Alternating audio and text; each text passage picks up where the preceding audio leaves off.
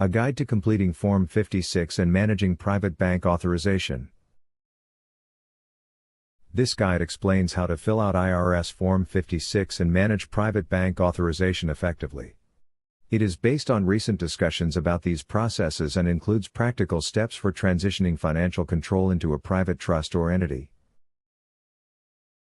Understanding IRS Form 56. Form 56 is used to notify the IRS that you are assuming a fiduciary role, such as executor or trustee, for a specific entity or trust. This form is critical when asserting control over your Social Security trust or other financial accounts. Key points to consider. Designation. When filling out Form 56, list yourself as the executor or fiduciary for the trust associated with your Social Security account or similar financial resources. Authority start date. Use the date you turned 18 as the effective start date of your fiduciary role. Notification. Submit Form 56 to all relevant parties, including the IRS and state agencies, to ensure they recognize your role. Practical application of Form 56. When you submit Form 56, you can cancel unauthorized fiduciaries acting on your behalf, assert your position as the senior fiduciary or executor, gain control of financial resources and liabilities tied to your accounts. For example, if you receive tax bills or fees related to property or vehicles, you can use Form 56 to shift financial responsibility back to the state or appropriate party.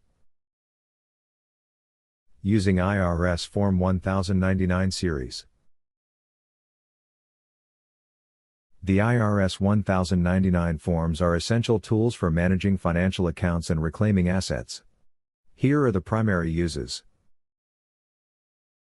Form 1099-A. Use this form to report acquisition or abandonment of secured property. For example, you can claim abandoned funds tied to your accounts. Form 1099-C. Report the cancellation of debt. This form can be used to resolve outstanding liabilities like property taxes. Form 1099-B. This form is for reporting transactions involving securities and other financial instruments. To maximize effectiveness, accompany these forms with Form 56 to assert your fiduciary authority over the accounts. Benefits of private trusts. Creating a private trust can help you manage your financial assets independently. A private trust shields assets from public claims or taxation, allows you to designate successors or beneficiaries, facilitates asset transfers without traditional banking systems. When establishing a trust, consider using a 98 Series IN, employer identification number, which is recognized as tax-exempt and suitable for private trusts. Moving forward. To get started, contact your state Secretary of State or Banking Division for guidelines on creating private banks or trusts. Then, follow these steps. Fill out IRS Form 56 to establish fiduciary authority. Use 1099 forms to manage or reclaim assets. Create a private trust using a 98 Series IN for tax-exempt status.